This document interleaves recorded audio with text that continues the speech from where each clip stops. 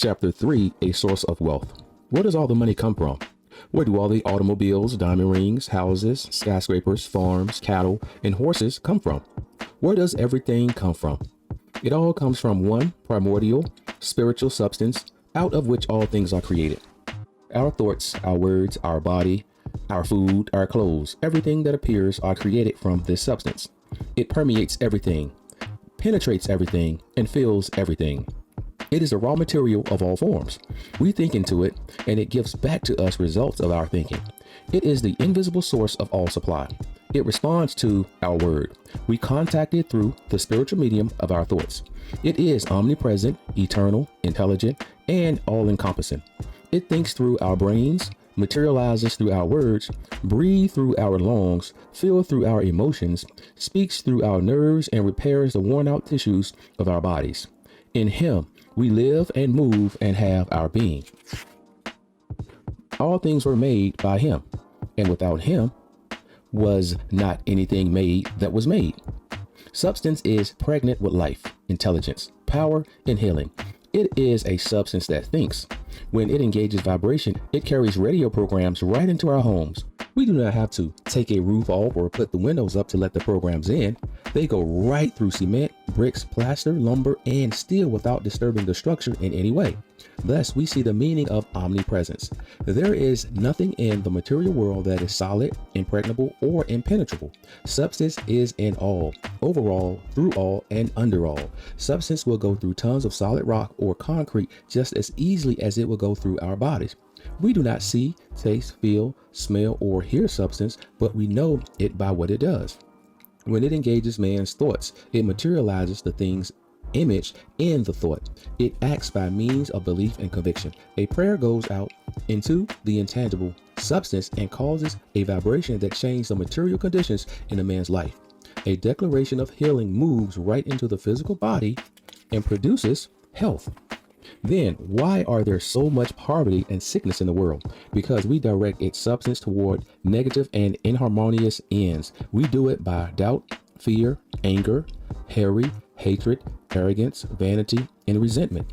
Substance has been here from the beginning, but man is just now learning how to use it for good. We all have access to this substance, but it responds to those who recognize it and make use of God's laws. Substance is not affected by our ignorance, limitation, and poverty. Perhaps we should make a distinction here between substance and matter. There is a difference, and to confuse them is to shut off our supply. When we say that God is substance, we mean that He is the essence or that which stands under or behind things, that which gives them being, reality, and support. Substance, that which stands under. Faith is the substance of things hoped for and the evidence of things not seen. Contemplate these things, and you will see that matter is formed, but God is formless, although He is the basis of all form. Go on to the subject of demonstration, and you will see the creation is always like the thing image in the thought. Prove me now herewith, said the Lord of hosts, if I will not open you the windows of heaven and pour you out a blessing, that there shall not be room enough to receive it. We prove our dominion over material things and conditions by looking to the principle behind them. If substance responds to a man's thoughts, he can direct it to the fulfillment of his needs. Do you get the feeling and promise of that? Do you see the possibilities?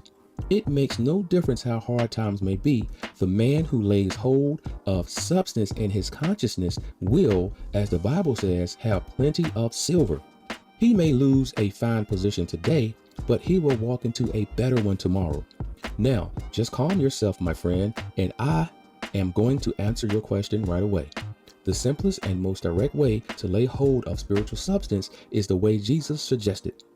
Whosoever shall not doubt in his heart, which is the subconscious mind, but shall believe that those things which he saith cometh to pass, he shall have them. Do you understand that? The spiritual mediums by which you contact God are faith, thoughts, and words.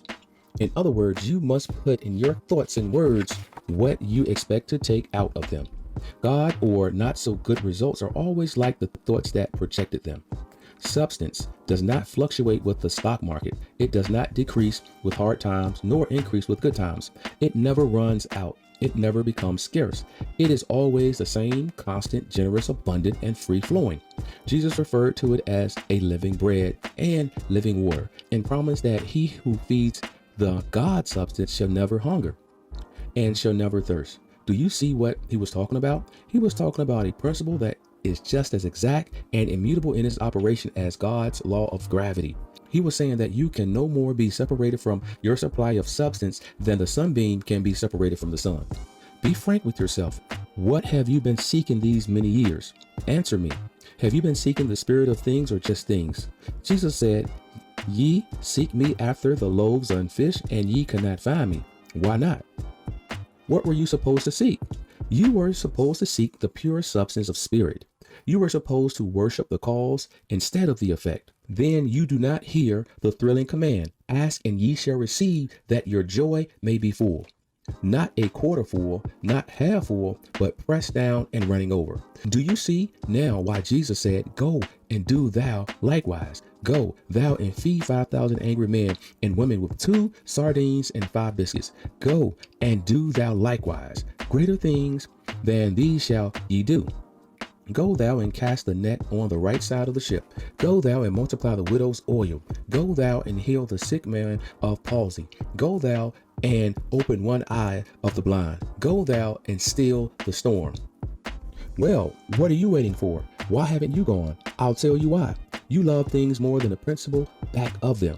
You have been content to read about him and talk about him. You have placed your hope upon things instead of placing it upon fadeless substance of spirit. Things seem scarce and you want to capture them before it's too late. O ye of little faith, when will ye turn with your whole heart and mind? When will you take everything into your consciousness and do work there? How long will you linger among the flesh pots of Egypt? Consider the lilies of the field. Have you considered them? Look again, not at the beauty, color, or perfume, but see how they grow. No, it's not a waste of time to do this. It has to do with the money, home, job, car, and other things that you are trying to demonstrate. There is a lesson here, and if you miss it, you will miss everything. When you are told to consider the lilies, you are being told to consider the power that brings them forth. There is a bulb, lily pattern, way down there in the earth. And as long as the bulb is there and undisturbed, it will bring forth an abundance of lilies. Do you see the lesson Jesus is trying to teach here? Do you see what he is trying to bring out? When you put things before God, it is like cutting flowers in your garden. They stay a few hours and then you must get more. So it is with everything on the material plane. Now, don't misunderstand me. It is right for you to gather lilies and share them with your friends. It is right for you to demonstrate money and spend it. But where do you go from there? Which is more desirable, the goose or the golden egg? Do you see that when you go to the cause behind money, you come upon a power and subconscious that cannot fail? Money is only good as the government that makes it. But the principle back of the money is not dependent upon principalities. God so loved the world that he gave his only begotten son. He gave this principle to you and me and to every man. He gave it to us in order that we might be loving, happy, peaceful, successful, and prosperous. The principle is always within reach, waiting to go into action, but it will remain inactive until we set in motion through our thought. The principle is always within reach, waiting to go into action, but it will remain inactive until we set it in motion through our thought. It is not money that is the root of all evil, but the love of money. Money by and of itself has no power, but the love of money turns into a bad end. If you find this idea of substance hard to follow, please turn to the chart at the beginning of this chapter. And what do you see? You see money, a man, a house, an automobile, and food. Analyze these 5 objects, and you will see that they are all alike, that they are all made from the same stuff. The man, the money, the house, the automobile, and the food are all presentations of one element. And what is this one element? What is the thing that makes them all alike? What is their substance? The answer is paper. The only thing we can have here is paper. The man, the money, the house, the automobile, and the food are all but different forms made from the same stuff, paper. The forms and the paper are all of the same thing. We call one form a man another a house, and another money. But they all are whatsoever is paper. The paper is a symbol of substance, of which things consist of, and out which all proceed. These picture objects then have no existence apart from the upper. Have you been seeing things and praying for things that are separate or apart from the paper, which is a symbol of creative substance? Can you realize that you and the paper are ever one, since you are both the visible expression of mind substance? And that apart from the substance, you can do nothing, be nothing, or have nothing. Now answer me. Of what benefit is all the substance in the universe if your consciousness operates independently of it? Perhaps that is what is wrong with your demonstration. You have been looking at things and disregarding the power behind them. You have been seeking the young man with the loaves of bread and fish and not your spiritual understanding. Consequently, your desires are stillborn, and your prayers are without answers, clouds without rain, forms without substance, and creations without life. When you withdraw your supporting thought, the creation falls apart and leaves you flat. Jesus said, have faith in God. Have faith in universal substance. Put rich ideas to work. Build for eternity. Lay up for yourselves treasures in heaven. What is this condition that has stymied you? Is it the belief in lack? Is it a fear and want? They put rich ideas to work as quickly as you can. Circulate them freely in this mind substance and let them make you prosperous. Stop calling attention to demonstrations that have already been made. Stop talking about the big deals you hope to put over and give attention to the little ones now at hand. No one has any more power than you have, and no one is any closer to God than you are. It is true that Jesus did mighty works, but they are not going to help you unless you contact the same power he used. Summon your faith. Lay hold on life. Say, I have faith in the substance of God working in and through me to increase and bring substance into my world. Stop lamenting your shortages and losses. Stop limiting the substance in your mind. There is plenty more where your former good came from. If substance fills all space, there can be no lack of substance anywhere but in your own thought. It is not lack that needs to be overcome, but the fear of lack. Repeat your key affirmations. I am prosperity. How is this idea going to become substantial in your experience? By letting it form in your consciousness of itself. Know that you are in the very center of creative mind and that it is at work now producing the thing image in your thought. Thank God that he is at work now, bringing it into fulfillment. Substance is plastic and spirit is compelling, said Spinoza long time ago. The thing you desire is God wanting it through you. That is why you must lose your life before you can find it. I live, yet not I, but Christ liveth in me. When Saul of Tarsus was dead, Paul the apostle began to live. Do you see what this does in the process? It shifts the burden of demonstration from your shoulders to God's. It removes personal responsibility and all other barriers that get in his way. Is your supply of money low? Is your purse empty? Then lay your hand upon it and bless it. Mentally count out a sum of money with your fingers and see your concept filled with substance ready to take form. Bless your food, your clothing, your car, and everything you use and need within the thought of living substance. For he that hath the consciousness of spiritual substance, to him shall be given. And he that have not the consciousness of universal substance, from him shall be taken even that which he hath. The more conscious you are of this universal substance, the more it will work for you, and the richer you will become. Have you ever noticed how much some rich men hold their riches and become richer while others lose their wealth in a few years? The answer lies in the consciousness of the man. One has a consciousness of abiding substance, the other does not. When we think that a substance is cold and dead, says Lowell Fillmore, it becomes so to us. When we pronounce a blessing upon substance, we quicken the life in it and it responds and begins to manifest the good from which it sprang. Metaphysical students are learning to bless their money. They find by experience that blessing money increases prosperity. Sometimes this prosperity shows it in greater supply of money, and sometimes the same amount of money seems to get further. There is always an increase in good, an increase of buying power, and they find by experience that blessing money increases prosperity. Sometimes this prosperity shows itself in a greater supply of money, and sometimes the same amount seems to go farther. There is always an increase of good, an increase of buying power for the ones who blesses his money. To the average individual, money is cold cash. To one who understands truth, money becomes living substance. Which do you think will be the best servant? For money is servant cold cash or living substance. Do you not think that a living dollar will serve you well better than a cold cash dollar? Some may think that it's going pretty much into the realm of imagination. We admit that the imagination has to be called into action in order to attain this understanding, just as it has been called into action in any creative work. All successful persons have had to use imagination to help them succeed. The difference between success and failure is often in the use that one makes of imagination.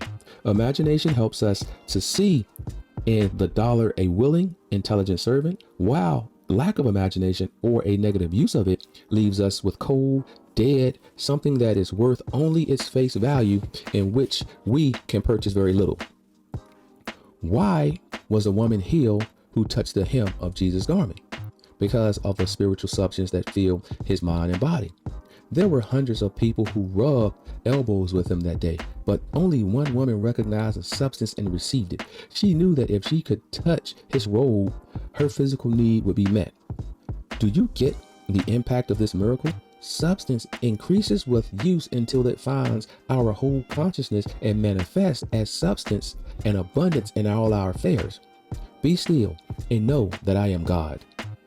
Look at the substance, recognize it, put it through your thoughts, claim it until it becomes your own. It will increase your prosperity, heal your body, solve your problems, and neutralize your fears.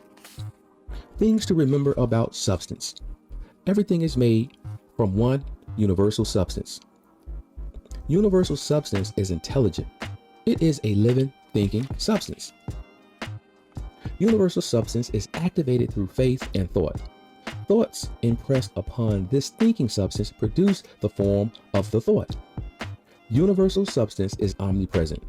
It permeates, penetrates, and interpenetrates all space. The universe is friendly to your needs. God wants you to have all the substance you can use. When you start to demonstrate prosperity through metaphysical law, you must look to substance and not the man. You must live and think in your opulent beauty and godness of God. Your point of contact with substance is recognition. If you make no demands upon it, it will not manifest in your life. What you receive from the universe will turn upon your belief that you already have it. You must think of everything you want in terms of actual present ownership. Don't pray for more substance, but for a larger capacity. Since there is no time but now, you must always act in the present. When you make a claim on universal substance, have a well-defined mental picture of what you want. Vague, misty, and indefinite pictures do not accumulate substance. Never look at the visible supply. Look always at the limitless, richest, and formless substance. And know that they are coming to you as fast as you can receive them and use them. Think of this substance as wax and your thought as a dot making an impression on the wax, and there you have the whole picture. No depression, hard times, panics, or unfavorable circumstances can defeat the man who looks to substance for his supply. If you would have the cooperation of your whole mind in what you are doing, never speak of your failures, losses, shortages, or limitations. Riches that are secured by dishonesty and manipulation are dissipated by the same powers. The thought that defeats substance is the thought of competition. You do not have to envy, cheat, or take advantage of others because you are creating your own individual supply. If you get money on a competitive basis, it is always subject to loss. When you get money on the competitive plane, you take from others. When you get it on the creative plane, you give to others. Remember that the only thing you desire is God wanting it through you.